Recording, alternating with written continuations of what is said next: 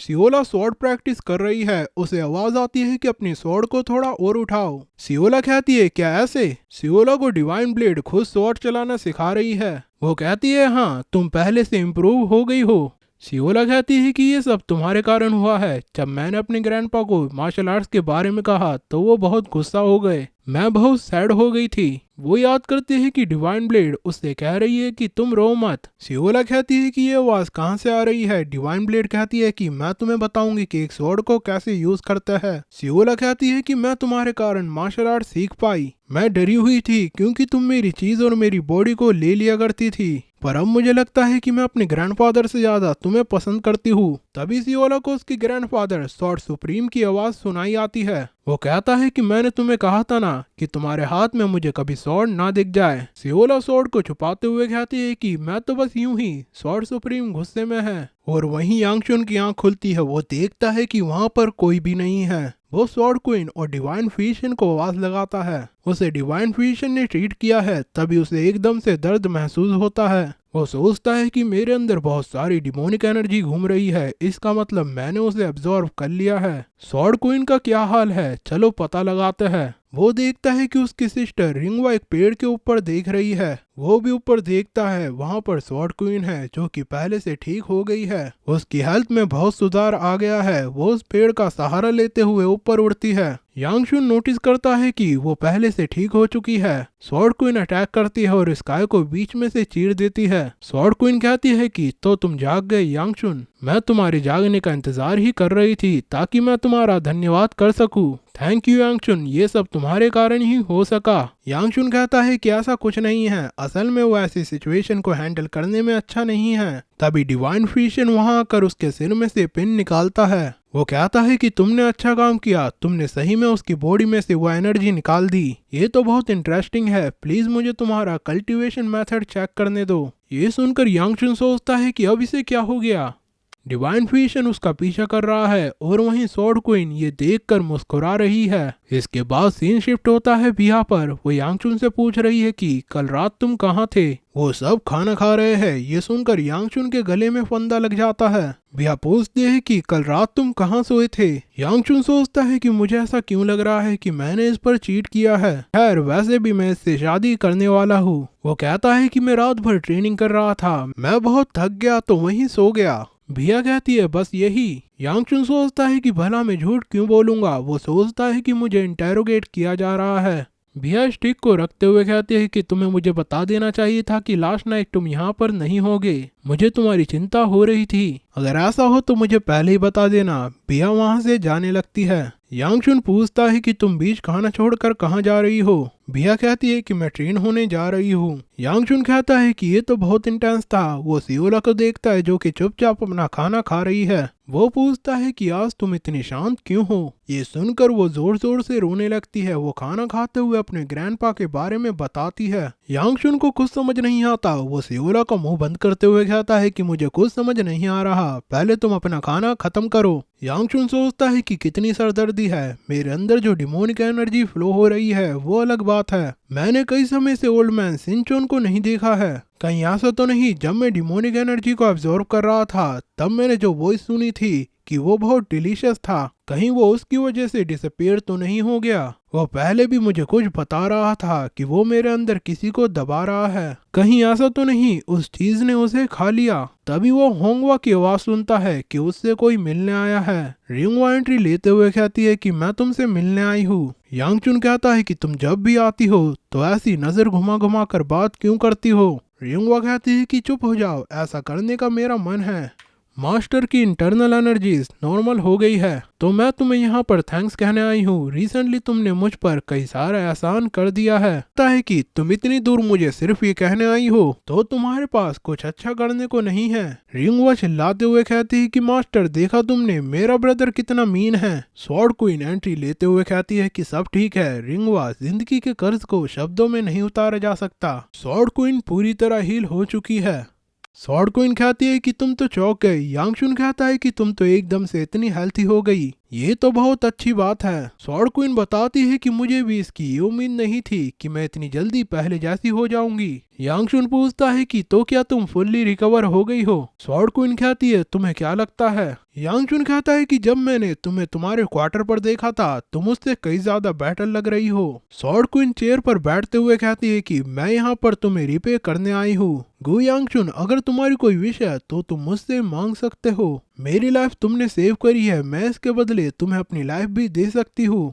यांगचुन कहता है कि तुम अभी अभी ठीक हुई हो, भला तुम मुझे अपनी लाइफ क्यों दे रही हो? स्वॉर्ड क्वीन कहती है कि सब ठीक है, वैसे भी मैं मरने वाली थी, जो भी तुम मांगोगे मैं तुम्हें दूंगी। यांगचुन कहता है कि क्या तुम्हें इसकी चिंता नहीं है कि मैं क्या मांग सकता हूँ? वह यांगचुन के हाथ पर हाथ रखते हुए कहती है कि मैं तुम्हें जानती हूँ, मुझे पता है कि जो भी तुम मुझसे मांगोगे वो इवल नहीं होगी और किसी को हार्म नहीं पहुंचाएगी। ये सुनकर यांगचुन सोचता है कि भला तुम इस कंक्लूजन पर कैसे पहुंची।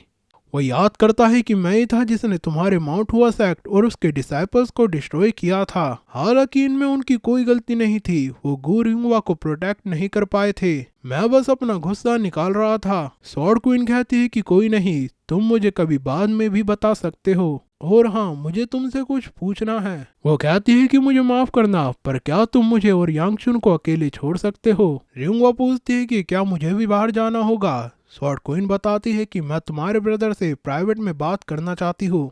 ये सुनकर रिंगवा भी बाहर चली जाती है। यांगचुन सियोला से पूछता है कि तुम क्यों नहीं जा रही? सियोला अपने कान को बंद करते हुए कहती है कि मुझे कुछ सुनाई नहीं आ रहा, तो क्या मैं अपना खाना खा सकती हूँ? यांगचुन उसे जबरदस्ती वहाँ से निकाल देता है। अब वो दोनों ही रूम में है। स्वॉर्ड क्वीन कहती है कि मुझे एनवायरनमेंट अच्छा लग रहा है, बहुत समय बाद मुझे ऐसा महसूस हो रहा है, ऐसा मैं तुम्हारी मदर के लिए फील किया करती थी। हम साथ हंसा करते और छोटी छोटी बात पर लड़ा करते थे। तो चलो पॉइंट की बात करते हैं, तुम्हें अपनी मदर के संग बिताए लास्ट मोमेंट याद है ना?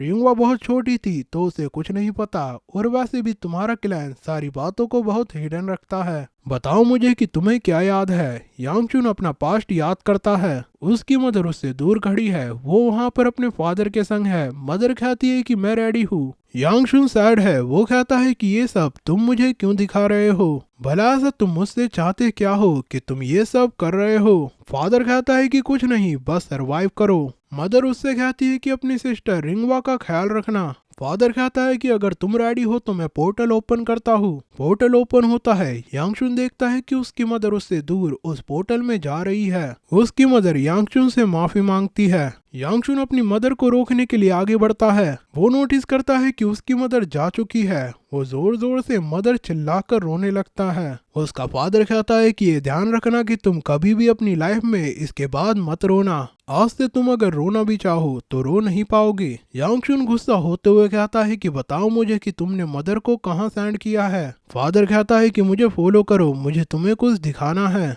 वो एक चेस्ट को ओपन करते हुए कहता है कि इसे ध्यान से देखो, इसी वजह से ये गु क्लैन एग्जिस्टेंस में है, ये मेरी लेगेसी और बर्डन है जिन्हें तुम इनहेरिट करोगे। यांगचुन कहता है कि मैं नहीं बता सकता। स्वॉर्ड क्वीन पूछती है कि क्या वो इस वर्ल्ड में कहीं है? यांगचुन फिर से कहता है कि मैं नहीं बता सकता, भले ही तुम कितना भी पूछ लो, मैं तुम्हें यही सेम आंसर दूंगा। स्वॉर्ड क्वीन कहती है कि तो ठीक है, मैं समझ गई, मैं तुमसे आगे क्वेश्चन नहीं पूछूंगी। वो उसके सिर पर हाथ फेरते हुए कहती है कि मुझे माफ कर दो, मुझे पता है कि ये तुम्हारे लिए भी आसान नहीं रहा होगा। मैंने सुना है कि एक खूबसूरत सी लड़की रिंगवा की प्रैक्टिस में हेल्प कर रही है, कहीं वो लड़की तो नहीं थी जो यहाँ बैठी थी? अगर वो नहीं है तो उसे यंग होना चाहिए, कौन है वो? यांगचुन सोचता है कि मुझे यकीन नहीं हो रहा कि रिंगवा ने ऐसा कुछ कहा। वो लड़की जिसने उसे प्रैक्टिस में हेल्प की है, पक्का वो नामकुंग भिया की बात कर रही होगी। स्वॉर्ड क्वीन कहती है ठीक है, मुझे लग रहा है कि तुम यहाँ से जाने की तैयारी कर रहे होगे, तुम कब यहाँ से जा रहे हो? यांगचुन कहता है कि बहुत जल्द। रिंगवा कह रही है कि वो वापस नहीं जाना चाहती। स्वॉर्ड क्वीन कहती है तो ये बात है। वो रिंगवा को आवाज लगाती है। वो पूछती है कि क्या तुम सही में अपने घर नहीं जाना चाहती? रिंगवा कहती है कि मुझे तुम्हारी चिंता है। स्वॉर्ड क्वीन कहती है कि फिर भी तुम्हें अपने घर जाना चाहिए, लगता है कि तुम बहुत नर्वस हो, कैसा रहेगा कि मैं भी तुम्हारे संग गु क्लैन चलूं? ये सुनकर यांगचुन चौंक जाता है और वहीं रिंगवा खुश हो जाती है। रिंगवा पूछती है कि क्या तुम सही में मेरे संग चलने वाली हो। स्वॉर्ड क्वीन कहती है मुझे गु क्लैन से कुछ काम है और वैसे भी यांगचुन ने मुझसे कुछ मांगा नहीं है। यांगचुन कहता है जरा रुको, तुम्हें तो माउंट हुआ को प्रोटेक्ट करना है। स्वॉर्ड क्वीन कहती है कि क्या कहा माउंट हुआ को प्रोटेक्ट करना है, पर माउंट हुआ तो मुझे प्रोटेक्ट करता आ रहा है। यांगचुन कहता है कि पर रिंगवा तो कह रही थी कि वो वापस नहीं जाना चाहती। रिंगवा कहती है कि मैं तुम्हारे संग कहीं पर भी चल लूंगी मास्टर। यांगचुन कहता है कि तुमने अपना माइंड क्यों चेंज कर लिया। वहीं रिंगवा कहती है कि मेरी मर्जी, वैसे भी तुम मुझे वापस ले जाना चाहते हो, ये तो तुम्हारे लिए अच्छा है। तभी सियोला नोटिस करती है कि बिया वहाँ आ रही है। स्वॉर्ड क्वीन भी बिया को नोटिस करती है। वो कहती है कि तो तुम हो जिसके बारे में रिंगवा मुझे बता रही थी। मैं तुम्हें कब से थैंक यू कहना चाहती थी, मैं तुम्हारी आभारी हूँ। अपनी तारीफ सुनकर बिया शर्माने लगती है। स्वॉर्ड क्वीन कहती है कि रिंगवा ने मुझे तुम्हारे बारे में कई सारी बातें बताई है। उसने मुझे बताया कि एक खूबसूरत लड़की ने कैसे उसकी जान बचाई। जितना मैंने सुना था तुम उतनी ही खूबसूरत हो। वहीं यांगचुन सोचता है कि पर ये शर्मा क्यों रही है, कहीं ऐसा तो नहीं कि तारीफ होने पर ये शर्माने लगती है। तभी स्वॉर्ड क्वीन कहती है कि मैंने सुना है कि तुम यांगचुन की फियांसे हो, तुम दोनों के पास ही काइंड हार्ट है तो तुम दोनों की अच्छी बनेगी। सियोला को आवाज आती है, वो आवाज डिवाइन स्वॉर्ड की है। वो कहती है कि चलो प्रैक्टिस करते हैं, हमें प्रैक्टिस को कंटिन्यू करना है। सियोला वहाँ से उड़कर उसके संग चली जाती है। यांगचुन पूछता है कि तुम कहाँ जा रही हो। वहीं रिंगवा स्वॉर्ड क्वीन से कहती है कि माउंट हुआ सेरेमनी जल्द ही शुरू होने वाली है, क्यों ना तुम उसके बाद हमारे संग चलो। स्वॉर्ड क्वीन यांगचुन से पूछती है कि ऐसा करना ठीक होगा। यांगचुन कहता है कि अगर वो घर जाना चाहती है तो मैं क्या कर सकता हूँ, मैं तुम्हारे संग चलूंगा। स्वॉर्ड क्वीन कहती है कि ठीक है, हम सब सेरेमनी के बाद चलेंगे। तभी वो रिंगवा को सीरियसली देखती है।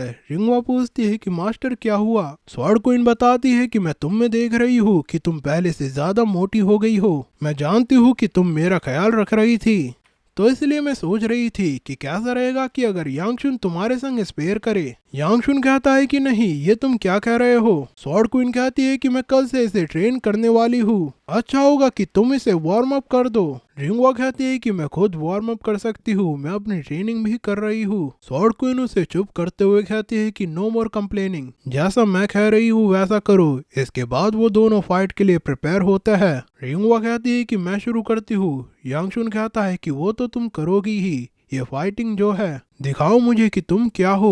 वो यांगचुन पर अटैक करने बढ़ती है। वो याद करती है कि वो दोनों एक साथ खाना खा रहे हैं। रिंगवा उससे मदर के बारे में पूछ रही है। वो कहती है कि तुम मुझे क्यों नहीं बता रहे, तुम ऐसे प्रिटेंड कर रहे हो कि तुम्हें पता ही ना हो। मदर कई दिनों से वापस नहीं आई है, फादर को भी उसकी चिंता नहीं है और ना ही तुम्हें। यांगचुन कहता है कि चुप हो जाओ और खाना खाओ। रिंगवा को गुस्सा आता है। वो कहती है कि तुम ऐसा कैसे कर सकते हो, मदर गुम हो गई है। यांगचुन कहता है कि क्या तुम मुझ पर चिल्ला रही हो। रिंगवा रोते हुए कहती है हाँ, हमें ये भी नहीं पता कि मदर कहाँ है और तुम इतनी आराम से खाना खा रहे हो, क्या तुम्हें चिंता नहीं है। यांगचुन को गुस्सा आ जाता है। वो टेबल पलटते हुए कहता है कि भाड़ में जाओ, क्या मैंने तुम्हें बताया नहीं कि मुझे उसके बारे में कुछ नहीं पता, तो तुम मुझसे बार बार सेम क्वेश्चन क्यों पूछ रही हो। क्या तुम मुझे गुस्सा दिलाना चाहती हो।